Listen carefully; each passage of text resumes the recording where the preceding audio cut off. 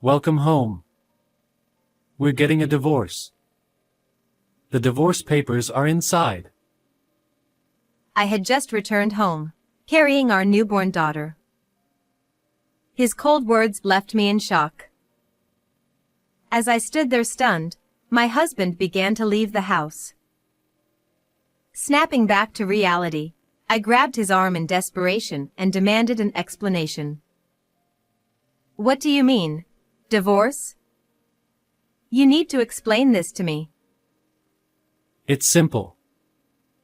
I just don't love you anymore. I was utterly devastated by his words. Was I the only one who had been excited about starting our new life as a family of 3? Without even looking at our child, he picked up his large bag and left. I am Harper, a 35-year-old housewife. Being quite timid, I was drawn to my husband's assertive personality and we started dating.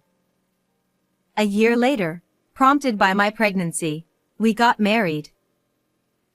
When I finally heard the sound of a baby crying, I was overjoyed to meet my 3,000-gram little angel. She was a very healthy and adorable baby girl.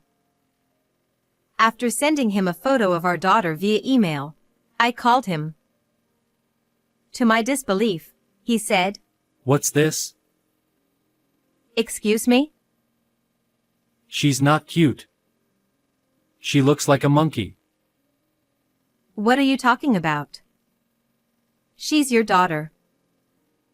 After that, my husband stopped contacting me, and no matter how many times I called, he never answered. I was in complete shock and couldn't understand why he would say such things about our child. Looking back, he had never shown much interest in the baby growing inside me, always seeming somewhat distracted. I had always felt uneasy about his indifference, but I was too overwhelmed by severe morning sickness to confront his aloof behavior. During my hospital stay after giving birth, my husband never showed up, and my anxiety grew even more. If he meets our baby, Tim will surely change, I kept repeating this mantra to myself, trying to believe it. But my wish never came true. He abandoned me and our newborn daughter. What do I do now? I have no one to turn to, I thought. I had no parents, and the only family I had were my in-laws. My father-in-law was a quiet and kind man, but my mother-in-law was harsh, and I honestly found her difficult to deal with. Harper, how long do you plan to remain a housewife? Excuse me? Just because you got pregnant doesn't mean you can be lazy. Get a job and support yourself without relying on your husband. But he wanted me to take care of the household. I don't want to hear excuses. From now on, you'll balance both childcare and work. Got it? Given our poor relationship, I felt I couldn't rely on her. Feeling desolate, I entered the house with the intention of putting my daughter to bed.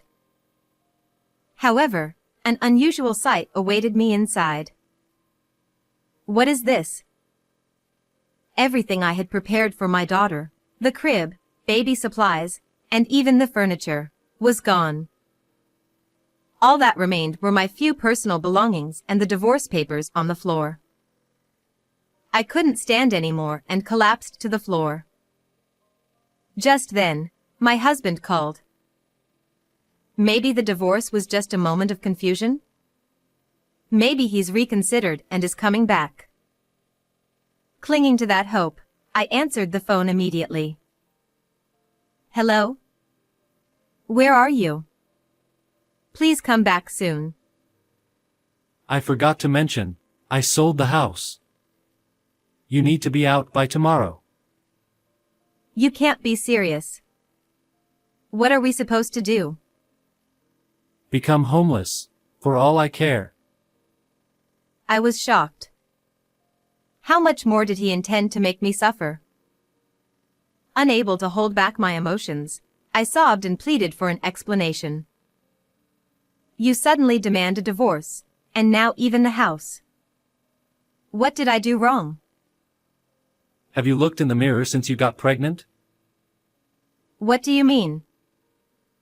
You looked pale every day like I was living with a ghost. He laughed mockingly, then continued in a cold tone. I married you because you always did whatever I said. But now I regret it. What?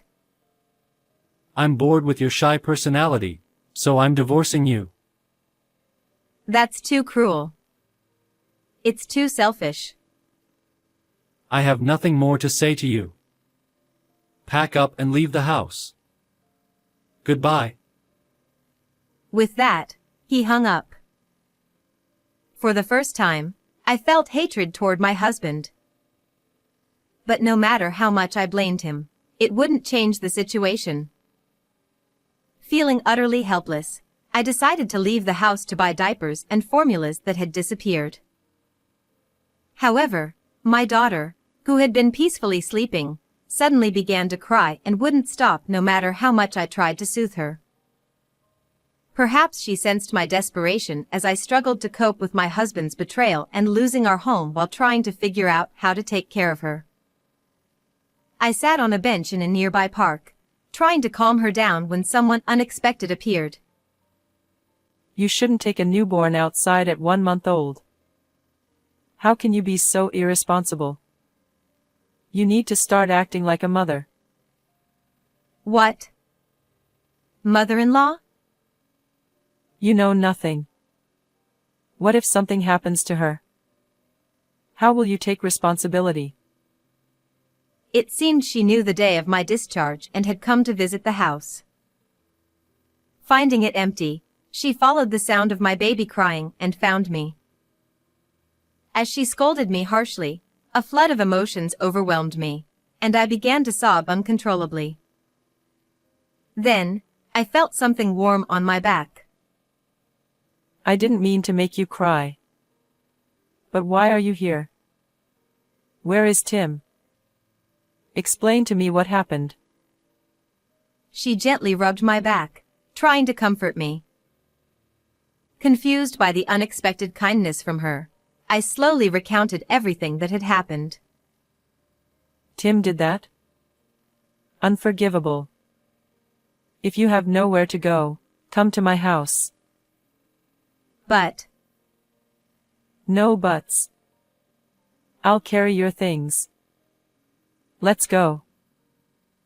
Following her lead, I headed to my in-laws' house. As soon as we arrived, she said something astonishing. Let's live together from now on. What? You don't have anywhere else to go, do you? Are you planning to become homeless with the baby? Here, at least, you'll have a bed and food. Let's do that. I was bewildered. This was the same woman who had always treated me harshly, and now she seemed like a different person. Seeing my hesitation, she offered me a regretful smile. I've been told to you before, and I'm truly sorry. No, it's fine. I kept telling Tim he needed to take responsibility as a father. I feel terrible that I couldn't help and that it came to this. This isn't your fault. She slumped her shoulders and looked sad. Feeling flustered, I decided to ask the question that had suddenly come to mind. I always thought you disliked me, which is why you treated me so coldly. But is there another reason? It's because you reminded me of my younger self. I couldn't stand it. At this point, I learned something I had never known. My quiet and kind father-in-law had been unfaithful in his youth. My husband, who inherited his father's personality, also frequently got into trouble with other women. Then, she said something that struck me. I just wanted you to be a strong, resilient mother. That's why I was so hard on you. I repeatedly told you to get a job so you wouldn't struggle financially if you ever got divorced. Her harsh words had a purpose. Realizing that she was a warm-hearted person, I felt overwhelmed with gratitude. But why didn't you divorce him? I don't think I could endure infidelity. I would have divorced him. That's because I've always been the one supporting the family financially. What do you mean? He looked down on me when I was a housewife and constantly had affairs. But I was determined to not let that crush me, so I started working. Eventually, I earned more than he did. Not wanting to lose the comfortable life we had, he became submissive, fearing I would divorce him. So, the way he is now is because he regretted his actions. Exactly. I also thought staying together was the best punishment for him, rather than an easy divorce. As we talked, I found myself beginning to smile. However, her expression suddenly turned serious. About Tim suddenly asking for a divorce, do you think he might be having an affair and wants to be with someone else? Have you noticed anything strange about his behavior? Honestly, I have no idea. But I can't just accept this divorce without doing something. I pulled the divorce papers I had brought from home out of my bag. What? This is. As we looked at the papers, my mother-in-law and I exchanged glances.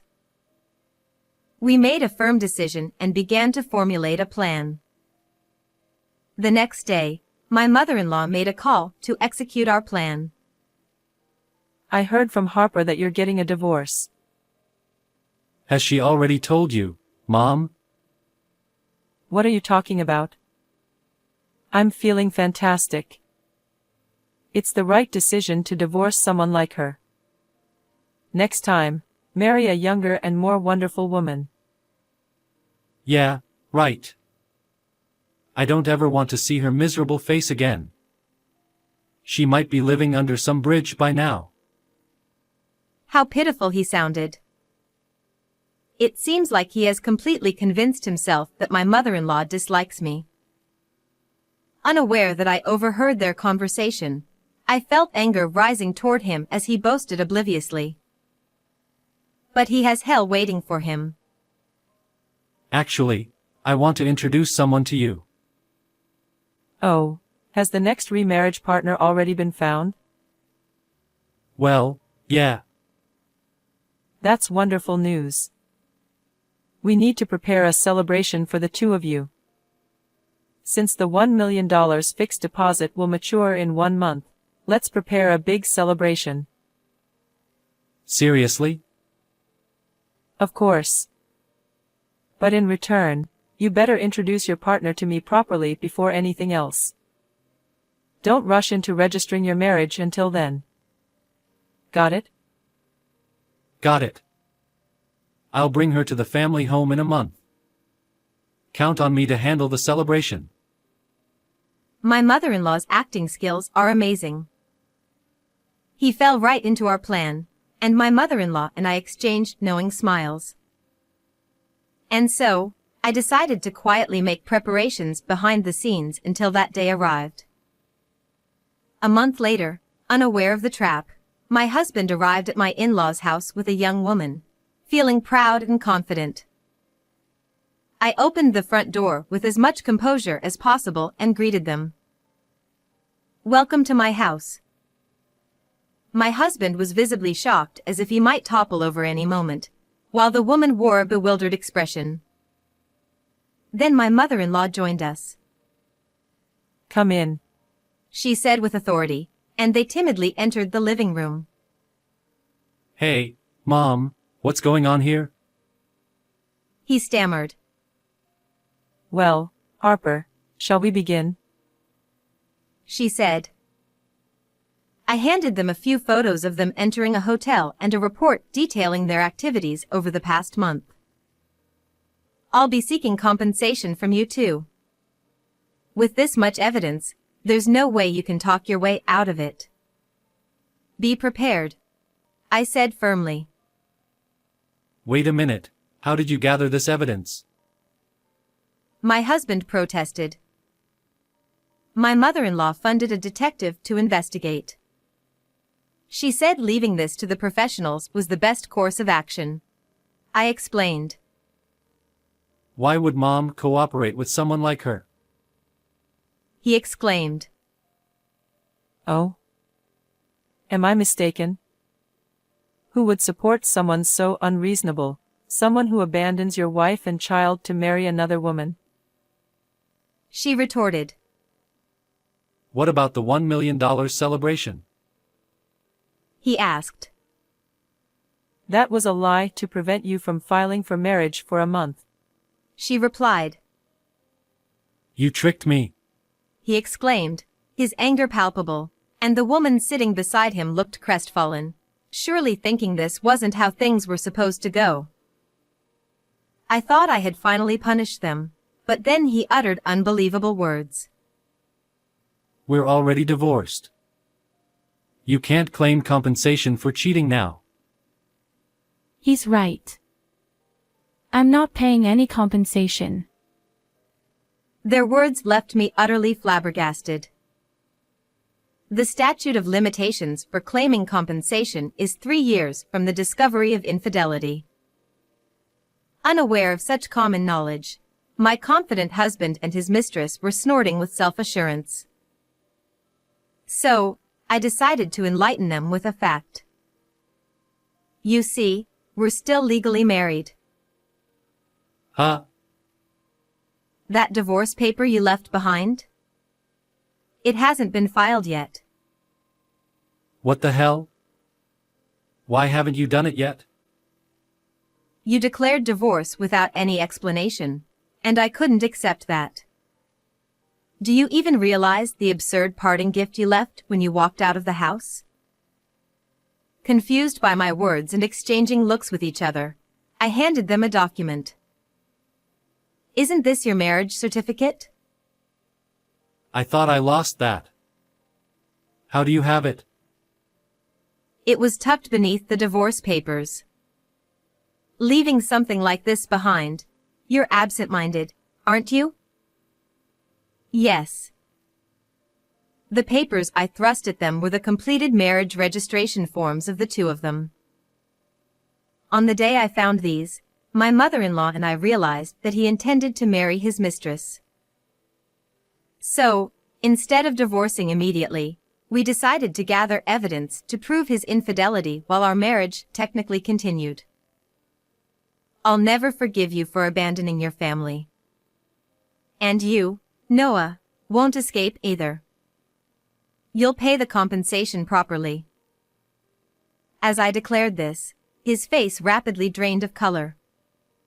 However, the woman seemed oddly triumphant. Well, that's a relief. If you're divorcing him, it's fine with me. Excuse me? Because, you know, he is wealthy. He can pay any amount of compensation. Right? Isn't that so? Listening to her words, I finally understood his discomfort. He certainly isn't a high earner. Yet, when he appeared after a month, he was decked out in designer labels from head to toe. Surely, he had lied to this woman, claiming to be rich. And to cater to his mistress, he must have sold furniture, baby supplies, and even our house. So, I decided to enlighten the smug woman. Unfortunately, this man isn't wealthy at all. What are you talking about? His take-home pay is about $1,800. Quite low for his age. And I, his wife, can confirm it without a doubt. Huh? That's different from what I heard. Hey, is this woman telling the truth? What's going on? Your face is as pale as a ghost. Instead of freezing up, why don't you tell Lina-san the truth from your mouth? Perhaps fed up with his silence as he bowed his head, the woman erupted in anger. Our engagement is off. I have no use for a broke man like you. Wait, please. I beg you. Don't abandon me. It was the first time I had seen him in such a pathetic state. As soon as the woman announced the cancellation of the engagement, he began crying and pleading for forgiveness. Seeing him like that, I grew increasingly angry and shouted, interrupting their conversation. For heaven's sake, enough. If you want to argue, do it outside. Get out of here right now. Startled by the sudden outburst, the two fell silent. Then, my mother-in-law, who had been silent all along, finally spoke up. Tim, you're no longer my son. Mom, what do you mean? I mean I'm disowning you. Leave with that woman immediately. Never show your faces in front of us again. Understand? The two froze in fear at the fierce expressions on our faces. I thrust the prepared agreement in front of them, making them promise to pay compensation and my husband to pay child support. They left the house as if fleeing. That same day, I submitted the divorce papers, putting an end to my marriage with my husband. Later, as expected, my ex-husband and the woman broke up. Moreover, he had resorted to loan sharks to maintain the facade of being wealthy. He was fired from his job due to collection calls reaching the company, and he ended up working day labor while paying $2 million in compensation and $300 a month in child support. Naturally, he also demanded $1.5 million in compensation from his mistress. I heard she resorted to the streets to pay him off. On the other hand, I have built a very good relationship with my mother-in-law, whom I once felt awkward around. After the divorce, with my family gone, she suggested, Let's live together. And I decided to take advantage of her kindness. Starting a job and struggling to balance work with childcare, I feel like I'm gradually changing. This is probably because I've become a mother and have someone to protect, and because I've been watching her closely. With my beloved daughter and my in-laws whom I want to cherish for life, I want to continue spending peaceful days. How did you find this story? Don't forget to subscribe to the channel. Well then, let's meet in the next video.